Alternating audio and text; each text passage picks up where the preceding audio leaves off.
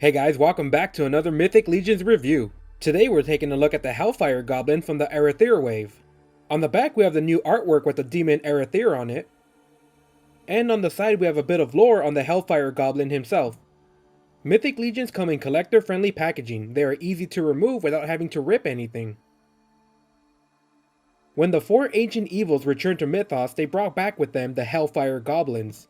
Poisonous skin, nails, and teeth along with their fiery plasma vomit, these creatures will keep even the bravest warriors away from them.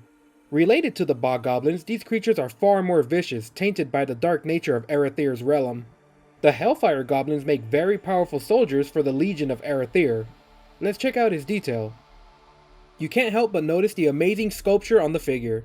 A mouth wide open, we can see the disgusting details, wrinkled skin, stained teeth, and a glossy finish that leaves the figure looking wet. The small eyes and black and blue spots in the skin contrast greatly with the bright red skin. On the side we can see a better look on how wide open the mouth is. We can see the large ears and more black and blue spots on the neck. On the chest we have a new 1.0 style of knight armor. We have a tiny bit of rusting effect on the edges of the armor along with the scratched up effect on the armor. On the back of the armor we can see more of the weathering along with large sockets. We will be covering up the two upper sockets with armor later in the review. The shoulder has layers of plate armor with more of that rusted wash. We have more black and blue spots on the hands of the goblin with black nails. The heavy plated belt has layers of leather with silver rivets connecting them together. On the side we have a heavy dwarven style plates hanging down from the belt, with the paint getting noticeably worn out here. Underneath the belt we can see the thigh armor. The under armor has a chainmail sculpting colored in a bright bronze. The large plates underneath have a bit more of that rust effect. We finish off the figure with the bare goblin feet. We have more of that black and blue spots all over along with black toenails. Let's take a look at the articulation. The front of the head rotates, and so does the large neck, shoulders that open and rotate, a bend at the elbow with rotation, a rotating forearm, hands that rotate and bend up and down, a ball jointed waist, legs that move forward and back and open, rotating thighs, knees that bend back and rotate, ankles that bend up and down and rotate, and we have rotation at the foot. Let's take a look at the accessories. We get a closed mouth version of the Hellfire Goblin. To install, you need to remove the head from the neck and tightly fasten in the new face. The closed mouth version, we can see the same level of detail as the open mouth style.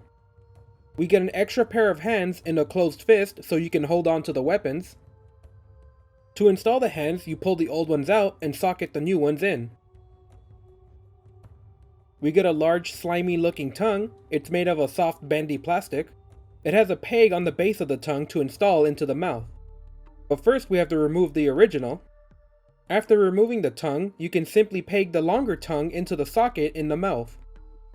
We get a large demonic helmet detailed very well. The helmet simply sits on top of the head, fitting into place snugly. We get a pair of shoulder armor matching the color of the rest of the armor. To install the shoulders, you match the peg with the sockets on the back of the shoulder. We get a large two-handed bardiche wrapped in a black rope with the stained and scratched blade. We get a bone sword painted in black with green highlights. We get a dark elvish style bow with stains all over it. We get a brown leather quiver holding up a few stained arrows. And we get a pair of wing adapters that are not used. And lastly, we get a rubber belt made to fit 1.0 bodies. The Hellfire Goblin is one amazing figure. So much detail in the sculpting, the open mouth is really gross and gives off a disgusting vibe.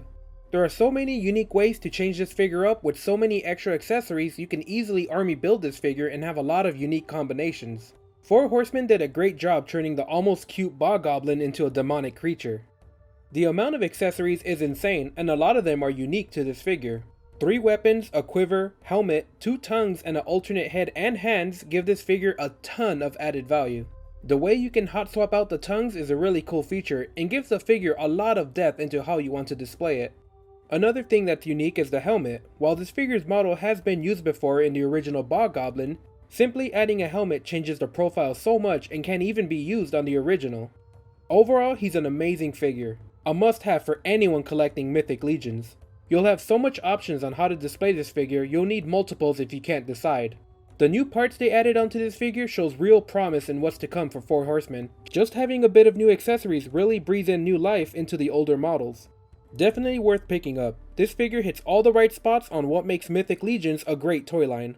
Alright guys, that's it for this review. More reviews are coming up soon, so check out my other videos while you wait.